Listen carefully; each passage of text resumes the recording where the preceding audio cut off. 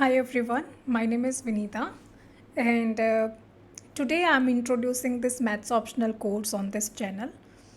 We will be starting with the classes from tomorrow onwards. Today let me go through the syllabus, the sections that we have in UPSC maths optional. See, जो language रहेगा हिंदी और English दोनों रहेगा. Content जो रहेगा हमारा content सिर्फ और सिर्फ इंग्लिश में ही रहेगा. कंटेंट जो है वो सिर्फ इंग्लिश में रहेगा और जो कम्युनिकेशन रहेगा वो दोनों लैंग्वेजेस में रहेगा, Hindi as well as in English language. Major जो लैंग्वेज रहेगी आई वुड से 70-30, 70% इंग्लिश रहेगा, 30% हिंदी रहेगा. ठीक है. टर्म्स एंड टर्मिनोलॉजीज सब कुछ. Who can benefit from this course. इस कोर्स से किन किन लोगों को बेनिफिट होगा, लेट मी टेल यू. जो लोग 2026 में मैथ्स ऑप्शनल में अपीयर होने वाले, बट आई डोंट थिंक तब तक कोर्स कंप्लीट हो पाएगा, so you can look for some other solution. 2027 में जो लोग मैथ्स ऑप्शनल में अपीयर होंगे और 2028 2027 ऑनवर्ड्स, है ना. ठीक है. वो लोग इस कोर्स से they will be benefited out of this course. Okay, now let me tell you, we have two papers in maths optional. We have two papers. This is the syllabus for our paper 1 and this is the syllabus for our paper 2. Let me go through this. जो structure रहता है, जो हमारे paper का pattern रहता है, structure क्या रहता है. सो अपने पास ना सेक्शन ए होता है, सेक्शन बी होता है. There is a section A and there is section B in both the papers. दोनों ही पेपर्स में सेम सेगमेंट वाइज होता है, section A and section B.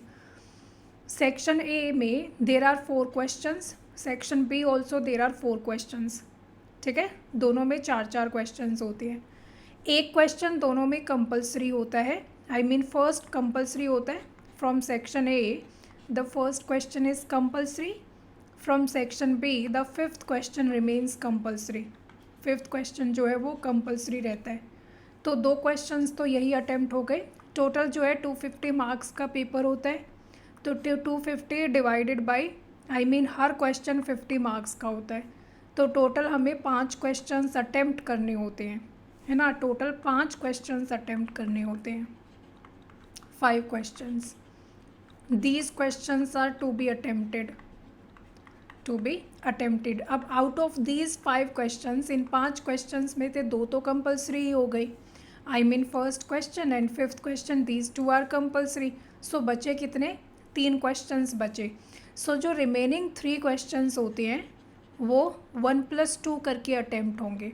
1+2. 1+2 का क्या मतलब है? या तो एक क्वेश्चन इससे एक्स्ट्रा, एक क्वेश्चन इससे और 2 क्वेश्चंस इससे, या फिर 2 क्वेश्चंस यहाँ से और एक क्वेश्चन यहाँ से, है ना. जो रिमेनिंग 3 क्वेश्चंस होंगे उसमें आपको taking 1 from each section, her section से एक एक्स्ट्रा क्वेश्चन आपको अटेम्प्ट करना कंपलसरी है ना. मतलब इस फर्स्ट क्वेश्चन के अलावा भी एक क्वेश्चन आपको अटेम्प्ट करना पड़ेगा.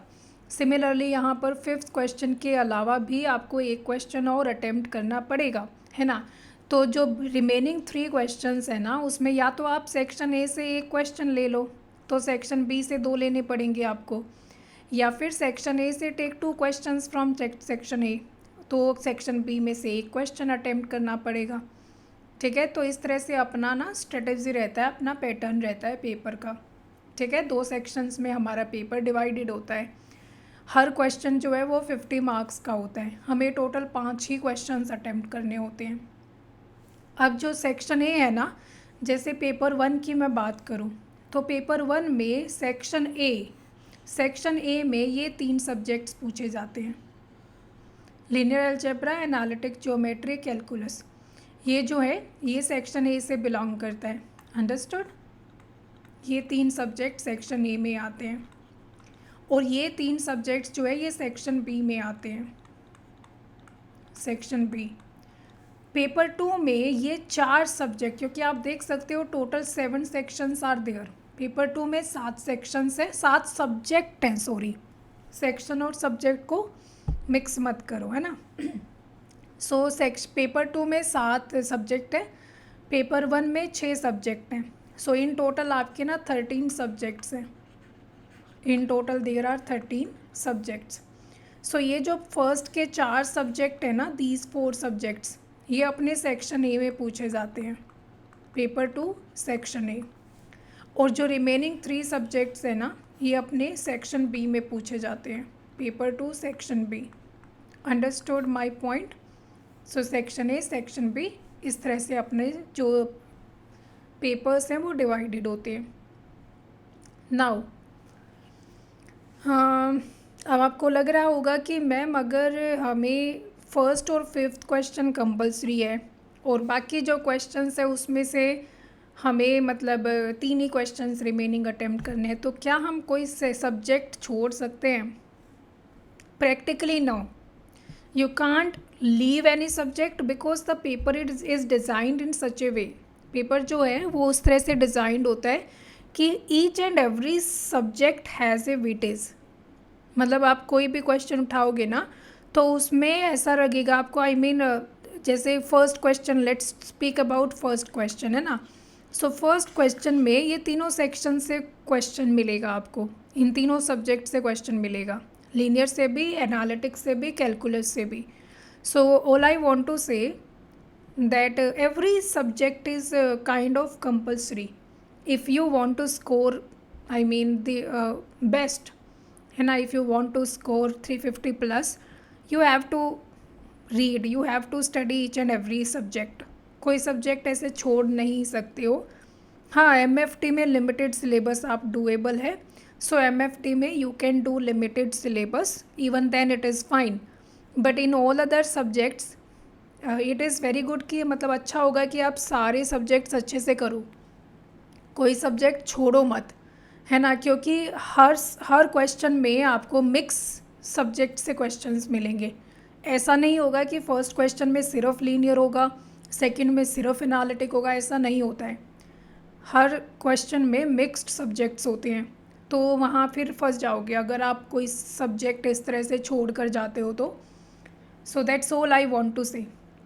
सो हम क्या करेंगे, हम लीनियर अलजेब्रा से स्टार्ट करेंगे, ठीक है। हम लीनियर अलजेब्रा से स्टार्ट करेंगे और ये कोर्स अपना यूट्यूब पर रहेगा, ठीक है। लैंग्वेज मैंने बता दी आपको, 70% इंग्लिश रहेगा, 30% हिंदी रहेगा लैंग्वेज, 50-50 भी हो सकता है ना, I mean both the languages रहेंगी। जो कंटेंट रहेगा, टर्म्स एंड टर्मिनोलॉजीज रहेंगी, those will be in the English language. Now speaking off timings, I mean generally around this time lecture will be uploaded around 5 to 6 PM lecture will be uploaded, है ना।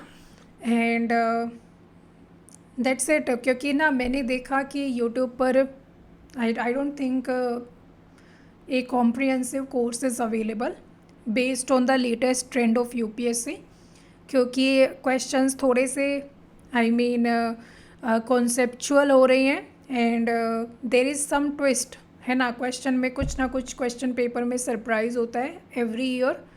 Like in 2023 there was this theorem of ODE जो कि पहले नहीं पूछी जाती थी। So considering the trend of UPSC latest trend, I will be delivering the lectures, है ना। And that's it. हम कल मिलते हैं for the first lecture of linear algebra. Till then bye, take care.